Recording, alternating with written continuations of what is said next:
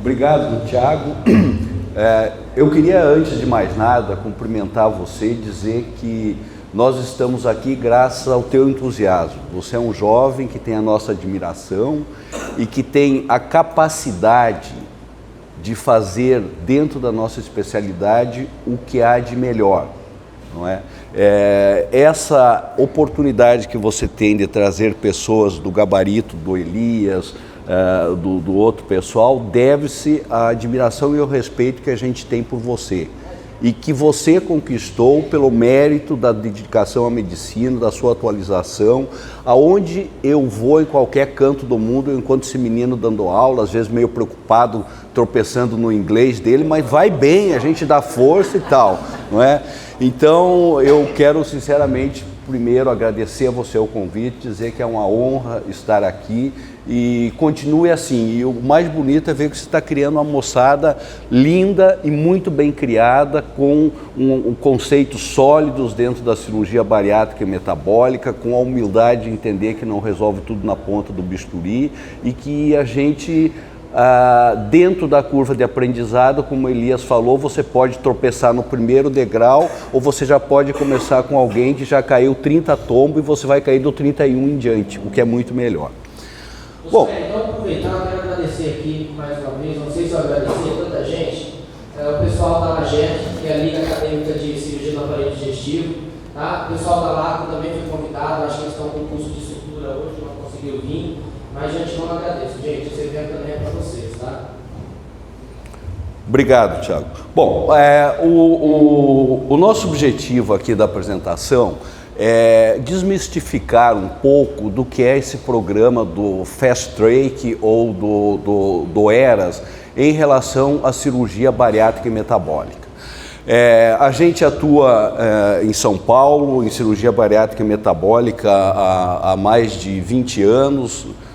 Tivemos uma formação sólida em cirurgia do aparelho digestivo com a chefia da equipe do professor Pinotti, Ivan, Bruno. Começamos a aprender cirurgia bariátrica com o time do Dr. Elias, professor Garrido e tal, e por aí a gente vai. Então, o que eu quero mostrar para vocês é a nossa experiência pessoal nesse programa do ERAS nos últimos 6 anos dentro do Instituto de Medicina Salé. E fundamental para começar a quebrar o paradigma é o seguinte: nós somos em 12 cirurgiões na nossa equipe, não é? Desses, 9 atuam de maneira muito dinâmica em cirurgia e 3 ainda estão numa fase onde a gente segura um pouco mais. Qual é a nossa orientação? O cirurgião que se agrega à equipe do Instituto, ele tem 2 anos de cirurgia geral, tem 2 anos de cirurgia do aparelho digestivo e ele vai acompanhar o serviço como auxiliar ou assistente mais 2 anos. Nesse volume que, graças a Deus, a gente tem tido e opera, a hora que eles começam a operar, eles mataram 90% da curva de aprendizado. Então, isso justifica de que o Fast Track não precisa ser feito só por cirurgiões abençoados por Deus e é um ou outro que consegue fazer. E mais, não é só no hospital AA+, de São Paulo, no Memorial de Nova York que vocês conseguem fazer. Nós operamos em 10 hospitais diferentes, desses 8 não são considerados top de linhas de São Paulo e são os hospitais onde a gente mais opera. Precisa ter uma equipe anestésica extremamente inteirada com a equipe cirúrgica? Tem, mas cada hospital que a gente opera é com a equipe de cirurgia, de anestesia desse hospital. Portanto, o que vale mesmo é você ter um preparo para operatório adequado, ter uma equipe interdisciplinar muito coesa e ter sim uma sintonia fina com a equipe cirúrgica e com a equipe de anestesiologia e dentro do hospital com toda a equipe de enfermagem, de fisioterapia, para que você consiga pôr em prática uns 10 pontos básicos do que seria esse protocolo.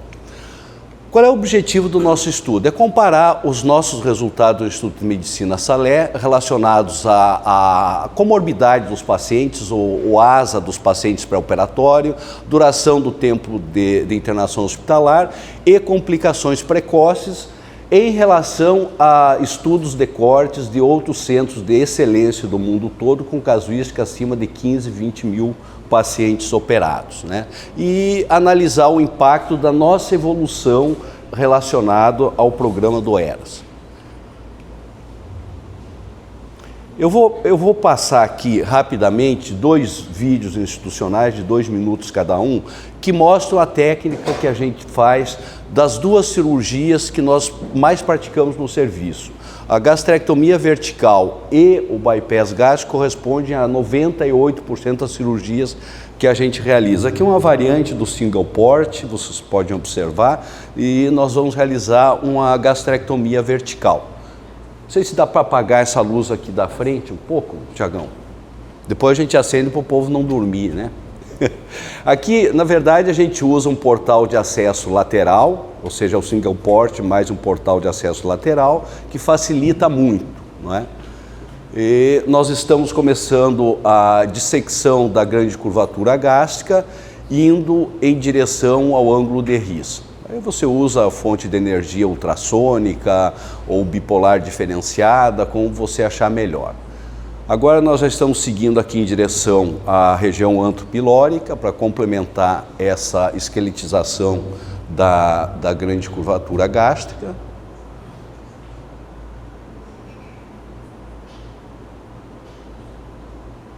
Aí já aparece claramente o platô pancreático. E nós vamos começar a fazer a gastrectomia vertical. A gente tem, por orientação, os primeiros 3 disparos, não sonda de Fouché, mas o local onde os vasos da pequena curvatura gástrica entram para dentro da parede do estômago. É uma situação anatômica perfeita e que corresponde muito bem. A partir daí, a gente prefere passar a sonda para conseguir chegar mais próximo, mas vocês verem que continua essa relação anatômica muito importante. Existem variantes técnicas de você fazer o sleeve, dissecando toda a face posterior do fundo gástrico antes, que a gente prefere, ou fazer o túnel e depois ressecar e por aí vai. Vocês verem que a gente produz um sleeve como a maioria faz, ou seja, um tubo fininho, não é? E ressecando em torno de 50% do âmato. Então, aqui retirando o espécime cirúrgico, o fechamento aí da cicatriz umbilical, esteticamente muito agradável. Agora eu vou mostrar para vocês a técnica de padronização do bypass gástrico que nós realizamos. Também é um vídeo curto, rápido. Realizado o pneumoperitônio, são 5 trocáteres no andar supramesocólico. Nós iniciamos a cirurgia com a dissecção ampla do ângulo de Ries para nos dar mais segurança e facilidade para o acesso retrogástrico. Aí nós começamos na pequena curvatura gástrica, criando o túnel retrogástrico para a acomodação do stapler e a realização, a confecção do PAUT. Gostamos sempre de usar a sonda de Fouché para calibrar esse PAUT, nos dá mais segurança. Tem muitos que não usam, acho que não é uma questão obrigatória, como cada um se sente mais confortável. Aqui nós já estamos chegando na região do ângulo de Ries, previamente dissecado, e com esse disparo nós concluímos o PAUT e temos a certeza da exclusão completa da face posterior do fundo gástrico. Reconhecido o ângulo de Ries, levamos essa alça jejunal pré-cólica, pré-gástrica, anisoperistáltica e realizamos uma gastroenteroanastomose, primeiro com stapler linear, término lateral. Gosto também de calibrar com Fouché essa anastomose. Aqui já o aspecto final da gastroenteroanastomose. A seguir, nós certificamos que essa é a alça biliopancreática, abrimos junto a gastroêntero e andamos mais ou menos 1 metro pela alça alimentar e realizamos a reconstrução do trânsito intestinal com essa anastomose jejuno-jejunal distal laterolateral. E aí fechamos a brecha mesenterial. Realizado o teste de azul de metileno, que permite avaliar tanto a gastroenteroanastomose como a enteroenteroanastomose. E aqui nós vamos dividir junto à gastroenteroanastomose, separando o que vai ser a alça alimentar da alça biliopancreática, como os senhores podem observar aqui.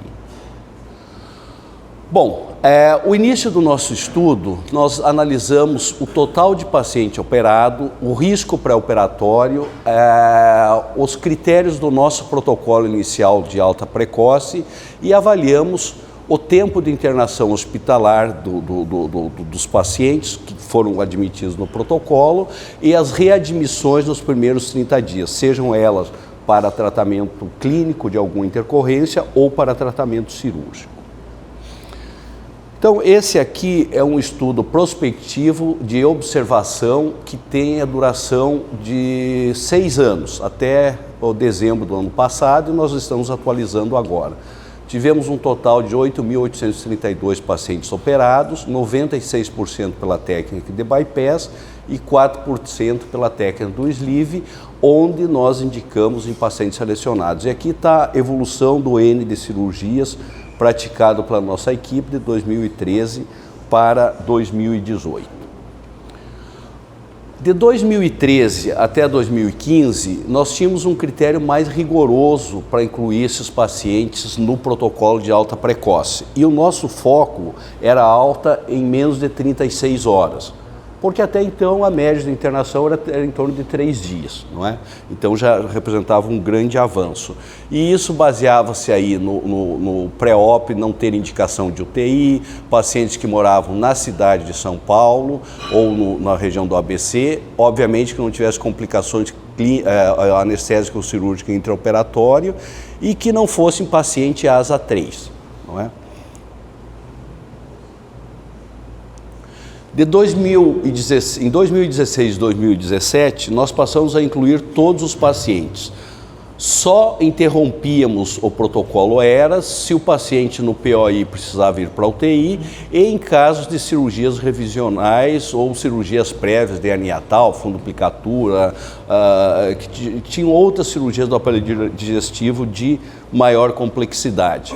A partir do ano passado, nós incluímos todos os pacientes, independente de todas as eventuais doenças associadas ou de ter indicação prévia de UTI ou não, e eu vou depois, se vocês me perguntarem, explicar por que nós incluímos esses pacientes, tendo como foco uma alta em menos de 24 horas. Gente, eu estou mostrando como a gente evoluiu para deixar muito claro que a gente continua, apesar de trabalhar com esse protocolo, com muita responsabilidade a segurança dos nossos pacientes. A gente não começa alguma coisa porque ouviu alguém falar em algum lugar, o cara deu uma aula em algum congresso e faz assim. Então, claro, você pega o modelo de um serviço de referência e você começa a trabalhar e vai evoluindo gradativamente. Então, o que eu vou apresentar agora para vocês vai representar a evolução do nosso protocolo dentro desse programa. E aqui estão os 12 pontos fundamentais da alta precoce. Se vocês forem estudar o protocolo de ERAS, é uma coisa altamente complexa. Se vocês forem implantar um programa desse no hospital americano, custa em média $500 milhão, não é? E eu tenho toda a certeza de que o grande diferencial nesse programa do ERAS é o preparo pré-operatório, é o trabalho da equipe interdisciplinar, perda de peso parcial pré-operatório, parar de fumar ou diminuir, uma atividade física que o cara começa a aprender antes de operar, ele ter a segurança de que ele não vai ser mandado embora do hospital, ele vai embora do hospital porque ele está muito bem. Ele não tem que ficar no hospital um dia a mais para tomar alisador gotas, ele pode tomar em casa. O hospital não é lugar para fazer profilaxia de complicação de nenhuma cirurgia, muito menos a de bariátrica. Ele saber ter todos os contatos da equipe, se ele precisar de qualquer coisa, volta ao pronto atendimento do hospital onde operou, tem o acesso à equipe. Essas coisas são muito importantes. E esses detalhes todos que fazem a diferença. Bem preparado, serviços dos hospitais interdisciplinar, de enfermagem, de fisioterapia, alinhados e afinados junto com o paciente e a equipe cirúrgica, evitar excesso de fluidos, profilaxia tromboembólica, em suma, tudo que a gente deve fazer para que tenham os cuidados necessários com esses pacientes. Olha, o protocolo de Eras é uma coisa relativamente nova na cirurgia bariátrica metabólica. Ele começou na cirurgia torácica, ganhou na cirurgia do aparelho digestivo um respaldo maior com os protocolos de Eras na cirurgia coloproctológica, e o Barreca foi o primeiro a publicar, né, um resultado preliminar do protocolo de Eras em cirurgia bariátrica e metabólica, não muito bem definido, mas já mostrando resultados muito animadores e com a segurança necessária. E aqui ele dava alta em até 48 horas do pós-operatório. Na verdade, às vezes a gente confunde o protocolo de Eras com o Fast Track. O protocolo de Eras não tem como objetivo maior a alta precoce dos pacientes, o que eu acho inadequado até a gente falar em alta precoce, porque alta precoce parece que você está dando alta antes do tempo adequado, e não é isso. Na verdade, a alta mais rápida do paciente com o programa do Eras deve-se a todos os somatórios dos cuidados que se tem no preparo, no intra e no pós-operatório imediato desses pacientes. Esse estudo publicado por Torrell no World Journal em 2016 consolidou o programa Eras dentro da cirurgia bariátrica e metabólica, porque esse colega fez algo muito interessante. Ele pegou todas as variáveis possíveis para o critério do programa Eras e ele considerou o que realmente era importante e qual o significado da importância. Era muito importante, era mais ou menos, ou não tinha importância nenhuma. E a partir daí ele estratificou os critérios para o programa de Eras. Aqui é só uma continuação dele, né? Eu lembro quando a gente começou a falar disso em 2014, 2015, nós tivemos a oportunidade de apresentar no primeiro grande congresso mundial da nossa especialidade, e a gente tomava muita bronca, às vezes assim, até de uma maneira pouco educada, que isso era um absurdo, que você estava fazendo isso para atender demanda de operadora de saúde, que você não sei... Aquelas besteiras que a gente está acostumado a ouvir desde que o Elias comparou o começo da bariátrica aberta, laparoscópica, que o Álvaro fez a análise também. Então, assim, esse evento coordenado aqui, que nós estamos passando, traz pouca gente para mostrar o que realmente se propõe o evento, o que está acontecendo de mais up-to-date dentro da nossa área. Então são esses temas aí, e quem é pioneiro em alguma coisa sempre toma suas cacetadas. Então não tem que se intimidar, tem que fazer as coisas certas e mostrar resultados convincentes. O resto é conversa. Então, a partir de 2017 começou a ter estudos, um dos principais foi o Malczak, mostrando que não existe diferença estatisticamente significativa das morbidades entre o programa Eras e aqueles pacientes que tinham um período de internação, digamos assim, tradicional. Então aqui, olha, vocês podem ver, programa Eras nesse estudo, 2,8 dias de internação, não Eras, o dobro, 4,6. Aí vamos ver em relação às complicações. Olha, a primeira é fístula, né? 0,8 no Eras, 1%. Estatisticamente igual, mas se falar número absoluto, o Eras até é um pouquinho melhor. Outra grande possível complicação, sangramento. Olha aí, ó, 2,4 no Eras, 3% no não Eras. Esse estudo aqui é uma meta-análise enorme que faz um comparativo entre readmissão hospitalar dos pacientes que fazem o programa Eras e do não Eras. E o que a gente pode observar claramente é que os pacientes que fazem o programa Eras têm um índice de reinternação hospitalar melhor do que os outros. Olha aí, 6,5 para 7,3. E, obviamente, que tem um impacto nos custos. Esse aqui é um algoritmo mais complexo, eu não vou tomar o tempo de vocês, mas ele aponta quais são os fatores que são, digamos assim, dificultadores da manutenção do programa do ERAS e do Fast Track, tanto no bypass quanto no sleeve.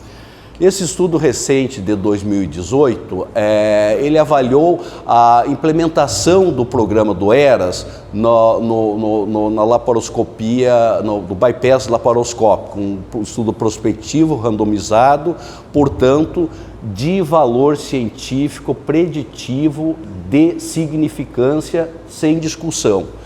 Resumo de todo esse trabalho está aqui embaixo. A implementação do programa do protocolo ERAS está associado ao menor índice de dor pós-operatória, reduz a incidência de náusea, vômitos, melhora a fase inflamatória hormonal do pós-operatório imediato e permite uma alta hospitalar com segurança de maneira mais rápida. Esse é um outro estudo agora de fevereiro de 2019, não é? Que ele compara o resultado a curto prazo da cirurgia bariátrica que segue o programa ERAS com não. E a conclusão é muito clara, genérica, mas muito clara. O ERAS é um programa de cirurgia bariátrica que é seguro, é reproduzível e reduz o tempo de internação hospitalar e as complicações perioperatórias. Nós vemos acompanhando no nosso serviço desde 2015, quando nós tivemos a oportunidade de fazer essa apresentação no Congresso da Sociedade Americana de Cirurgia Bariátrica e Metabólica, e depois de 2016, no nosso Congresso do Rio de Janeiro, que o Almino foi presidente. O ano passado na sociedade, na IFSO, e o ano passado na Sociedade Americana, onde nós compartilhamos uma mesa com meu amigo, Dr. Tiago Pata, não é? Faltou depois ir para o Bourbon Street tomar um chopinho, né, que não deu tempo, mas a gente ainda compensa isso, né? E esse ano, agora recentemente, no Congresso da IFSO em Madrid. Eu fiz um estudo comparativo do começo do nosso programa, de 2013 a 2015, onde nós tínhamos um total de mais de 3 mil pacientes. Desses, 74% foram selecionados para o programa ERAS. E nós conseguimos dar o que nós chamamos de Fast Track, ou alta precoce, em 92% desses pacientes durante esse período, usando critérios que nós chamamos de intermediário, tanto para inclusão quanto para alta hospitalar. De 2016 a 2018, nós já nos sentimos mais seguros para ter uma indicação um pouco mais agressiva. E nós passamos a indicar em mais de 5 mil pacientes, entrada no programa ERAS 98%, e 98,7% desses pacientes conseguiram ter bons resultados e alta em menos de 24 horas. Essa evolução de 2013 a 2018, média de 2013 60 horas, 2014 37, 2015 29, 2016 menos de 24 horas e 2018 menos de 20 horas. Quando nós comparamos os nossos resultados em termos de Fast Track com os outros serviços de referência do mundo, nós observamos que a gente está muito bem.